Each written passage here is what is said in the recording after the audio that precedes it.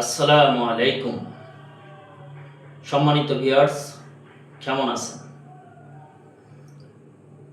প্রথমে আমার NA English and technology learning এর পক্ষ থেকে সবাইকে সুস্বাগতম। আমি বিগত দিন ভয়েস নিয়ে আপনাদের মাঝে দুটি ক্লাস করেছিলাম। আজকে আমার ভয়েস নিয়ে 3 নম্বর ক্লাস। আজকে চলেন আমরা জানব ইন্টারগেটিভ সেন্টেন্সের প্যাসিভ ভয়েস কিভাবে করা যায়। চলেন তাহলে আমরা দেখে নিই যে ইন্টারগেটিভ সেন্টেন্সের ভয়েস করার নিয়ম। তার আগে একটি কথা বলি আপনাদেরকে, যদি আপনারা আমার চ্যানেলে নতুন হয়ে থাকেন তাহলে অবশ্যই আমার চ্যানেলটিকে সাবস্ক্রাইব করবেন। তাহলে চলেন আমরা 1 নম্বরে জেনে নেই সেন্টেন্সটি অক্সিলারি ভার্ব দ্বারা শুরু হলে প্যাসিভ করার সময় প্রথমে অক্সিলারি ভার্ব বসে, প্লাস সাবজেক্ট বসে, প্লাস ভার্বের ফার্স্ট পার্টিসিপল বসে, প্লাস বাই, প্লাস অবজেক্ট। আমরা আগে জেনেছি যে অ্যাক্টিভ ভয়েসের সাবজেক্ট প্যাসিভ ভয়েসের অবজেক্ট হয়, আর প্যাসিভ ভয়েসের অবজেক্ট অ্যাক্টিভ ভয়েসের সাবজেক্ট হয়। তাহলে আমরা লক্ষ্য করি এখানে active voice is he doing the same, এই বাক্যটি অক্সিলারি ভার্ব দ্বারা শুরু। তাহলে is he doing the same, এটা কোন টেন্স? আমরা আগে টেন্স পড়েছিলাম। অবজেক্ট কি হবে? সাবজেক্ট হবে। তাহলে অবজেক্টটা কি? দি সাম। দি সামের সাথে কি হয়? ইজ বিং, এম বিং, আর বিং। তাহলে কোনটা হবে? দি সামের সাথে হবে ইজ বিং। তাহলে আমরা অক্সিলারি ভার্ব প্রথমেই লিখব ইজ, এরপরে দিলাম কি অবজেক্ট কি দি সাম, দিলাম দি সাম। এরপরে আমরা জানি সাবজেক্টের উপর নিয়ম অনুসারে বি, বিং, বিন বসাতে হয়। তাহলে আমরা এখানে কি লিখলাম? Is the some being done by him. এখানে দেখেন এখানে সাবজেক্ট আসলে কি হি, হিটা কি এখানে কি বাই এর পরে কি হইছে হিম, অর্থাৎ অবজেক্টিভ ফর্ম হইছে। আর এখানে দি সাম ছিল অবজেক্ট, সেই অবজেক্টে কি হইছে? সাবজেক্ট হইছে নিয়ম অনুসারে। Has he broken the glass, has he broken the glass. এখানে লক্ষ্য করেন এখানে দি গ্লাস হচ্ছে কি অবজেক্ট, এখানে দি গ্লাসটা কি অবজেক্ট। তাহলে আমরা অবজেক্টটাকে কি ধরব? সাবজেক্ট ধরব। তাহলে দি গ্লাসের সাথে কি বসে? হ্যাজ বসে। তাহলে আমরা কি দিলাম? Has the glass. নিয়ম অনুসারে যেহেতু সাবজেক্টের পরে বি বিং যদি থাকে টেন্স অনুসারে সেটা দেব। তাহলে হ্যাজ দ্য গ্লাস বিন। এরপরে আমাদের ভার্বের ফার্স্ট পার্টিসিপল হচ্ছে কি ব্রোকেন, দিলাম ব্রোকেন। এরপরে কি বাই হিম, এখানে আছে কি হি, আমরা দেব কি হিম। তাহলে 1 নম্বর নাম আমাদের শেষ হলো। এবার তাহলে চলেন আমরা 2 নম্বর নাম জানি। ইন্টারগেটিভ সেন্টেন্সটি হো দ্বারা শুরু হলে প্যাসিভ করার সময় হো এর পরিবর্তে বাই, হোম বসে, প্লাস অক্সিলারি ভার্ব বসে।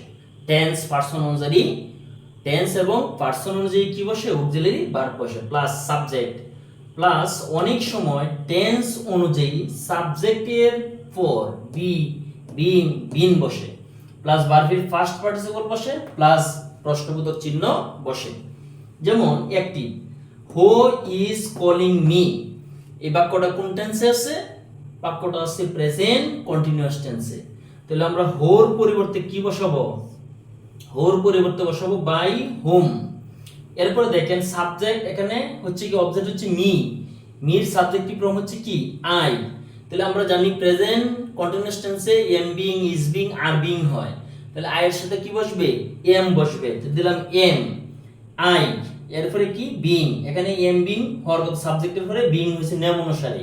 তাহলে এম আই বিং। এখানে দেখেন কল, মূল ভার্ব হচ্ছে কল, আর কলের ফার্স্ট পার্টিসিপল হচ্ছে কি কল্ড, শেষে প্রশ্নবোধক চিহ্ন। Active voice who has done the work. এখানে দেখেন হোর পরিবর্তে আমরা নিয়ম অনুসারে কি বসাবো? By whom. এরপরে বাক্যটা দেখেন কোন টেন্সে আছে? বাক্যটা আছে প্রেজেন্ট পারফেক্ট টেন্সে। আমরা জানি প্রেজেন্ট পারফেক্ট টেন্সের অক্সিলারি ভার্ব কি হ্যাভ অথবা হ্যাজ। এখানে অবজেক্ট হচ্ছে কি দি ওয়ার্ক। তাহলে দি ওয়ার্কের সাথে কি বসবে? হ্যাজ বসবে। হ্যাজ দ্য ওয়ার্ক আমরা নিয়ম অনুসারে জানি কি হ্যাভ বিন অথবা হ্যাজ বিন বসে। তাহলে কি দি ওয়ার্ক বিন, এখানে কি হ্যাজ প্রথমে পড়ছে, এরপরে কি বিন, এরপরে এখানে দেখেন ভার্ব হচ্ছে কি ডান, এটাই ভার্বের ফার্স্ট পার্টিসিপল, তাহলে ডান প্রশ্নবোধক চিহ্ন। তাহলে আমরা 2 নম্বর নিয়ম বুঝতে পারলাম। তাহলে চলেন এবার আমরা 3 নম্বর নিয়ম জানবো। ইন্টারগেটিভ সেন্টেন্সে হোম থাকলে পেসিভ করার সময় হোম এর পরিবর্তে হ বসে, প্লাস অক্সিলারি ভার্ব বসে, প্লাস ভার্বের ফার্স্ট পার্টিসিপল বসে, প্লাস বাই বসে, প্লাস সাবজেক্টের অবজেক্টিভ ফর্ম বসে, প্লাস প্রশ্নবোধক চিহ্ন বসে। তাহলে আমরা জানলাম কি, যদি হোম থাকে তাহলে আমরা কি বসাবো, হো বসাবো। একটি home is he teaching Bangla, তাহলে এখানে লক্ষ্য করে এখানে কি আছে হোম, এই হোমের পরিবর্তে আমি কি বসাবো হো। তাহলে home is he teaching Bangla, এটা কোন টেন্সে আছে, বাক্যটা আছে প্রেজেন্ট কন্টিনিউয়াস টেন্সে।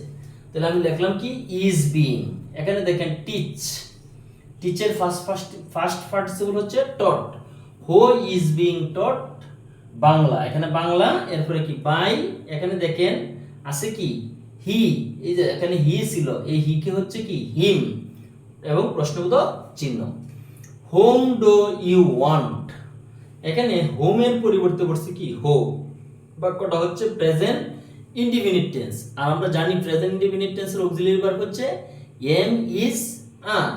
তাহলে এখানে who is wanted, who is wanted by you, who is wanted by you, এখানে who is wanted by you, এখানে সাবজেক্ট কি আছিল ইউ, এখানে ই হইছে ইউ হইছে, তাহলে হোম ডু ইউ ওয়ান্ট, তুমি কাকে চাও। 4 নম্বর নেমটা জানবো। 4 নম্বর নাম হচ্ছে ইন্টারগেটিভ সেন্টেন্সটি, ইন্টারগেটিভ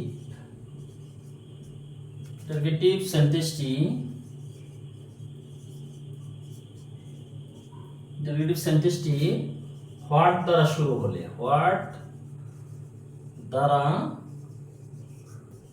শুরু হলে পেসিভ করার সময় হোয়াট বসে,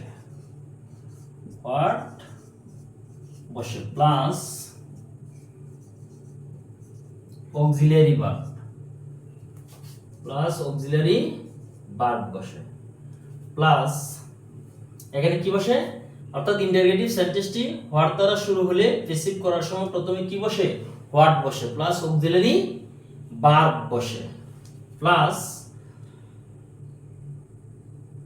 ভার্ব পি বসে, প্লাস বাই, প্লাস সাবজেক্ট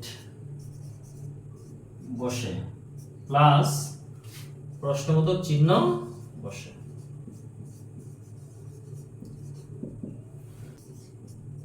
লক্ষ্য করেন এখানে অ্যাক্টিভে লিখলাম কি what do you want, passive what do you want, তাহলে আমি নিয়ম অনুসারে কি বসাবো হোয়াট ডু ইউ ওয়ান্ট, এখানে কোন টেন্স প্রেজেন্ট ইনডিফিনিট টেন্স, তাহলে হোয়াট ডু ইউ ওয়ান্ট, তাহলে কি বলবো what is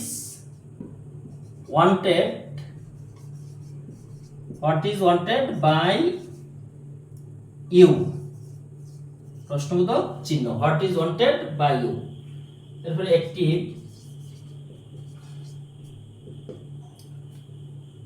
what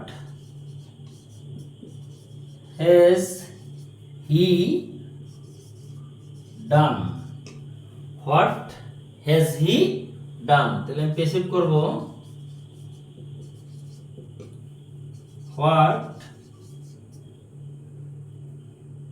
what has